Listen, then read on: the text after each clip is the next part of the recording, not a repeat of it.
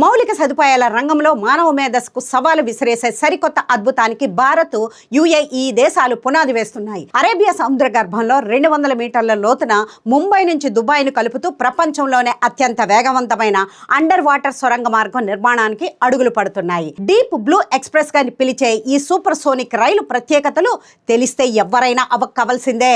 ప్రస్తుతానికి ముంబై నుంచి దుబాయ్కి ఫ్లైట్ లో వెళ్లాలన్నా కనీసం 3 నుంచి 4 గంటల సమయం పడుతుంది. కానీ అరేబియా సముద్రం అడుగున ఉన్న దాదాపుగా 2000 కిలోమీటర్ల పొడవును నిర్మించే ఈ అండర్ వాటర్ సొరంగ మార్గం ద్వారా కేవలం 2 అవర్స్లోనే, అంటే 2 గంటల్లోనే ప్రయాణాన్ని పూర్తి చేయవచ్చు. ఈ మార్గంలో నడిచే రైళ్లు సాధారణమైనవి కావు. ఇవి గంటకు 600 నుంచి 1000 కిలోమీటర్ల వేగంతో దూసుకెళ్లే అత్యాధునిక హైపర్ సోనిక్ లేదా సూపర్ సోనిక్ సాంకేతికత పనిచేస్తాయి. ఈ ప్రాజెక్టుల్లో అత్యంత ఆకర్షణీయమైన, ప్రపంచాన్ని ఆకట్టుకుంటున్న అంశం పనోరమిక్ విండోస్. సముద్ర మట్టానికి దాదాపుగా 200 మీటర్ల లోతులో ఈ సొరంగ మార్గం ఉంటుంది.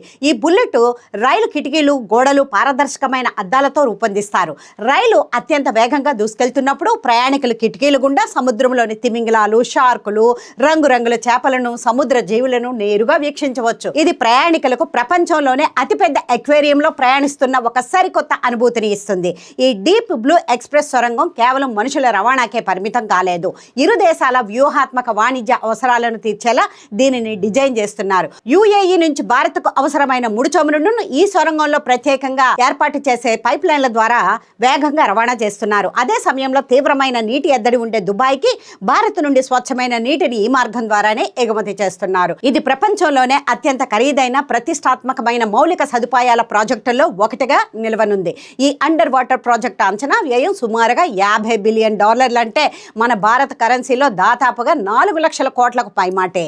ఈ భారీ నిర్మాణ రంగం ద్వారా సుమారు 50,000 కొత్త ఉద్యోగాలు లభిస్తాయని అంచనా. ఈ రైలు అందుబాటులోకి వస్తే టికెట్ ధరలు ప్రస్తుతం విమాన ధరల కంటే దాదాపుగా 60% వరకు తక్కువగా ఉండే అవకాశం ఉంటుందట. ఈ డీప్ బ్లూ ఎక్స్ప్రెస్ ప్రాజెక్టు సంబంధించి భారత్, యుఏఈ ప్రభుత్వాల మధ్య ఇప్పటికే ప్రాథమిక చర్చలు జరుగుతున్నాయి. ప్రస్తుతం ఇంజనీరింగ్ డిజైన్లు, సాంకేతిక సాధ్యాసాధ్యాలపై నిపుణుల కమిటీలు అధ్యయనం చేస్తున్నాయి. అంతా అనుకున్నట్లే జరిగితే 2030 నాటికి ఈ సముద్ర గర్భ బుల్లెట్ ట్రైన్ ప్రయాణానికి సౌకర్యం కావచ్చునని ప్రాజెక్టు నిర్వాహకులు ఆశాభావం వ్యక్తం చేస్తున్నారు.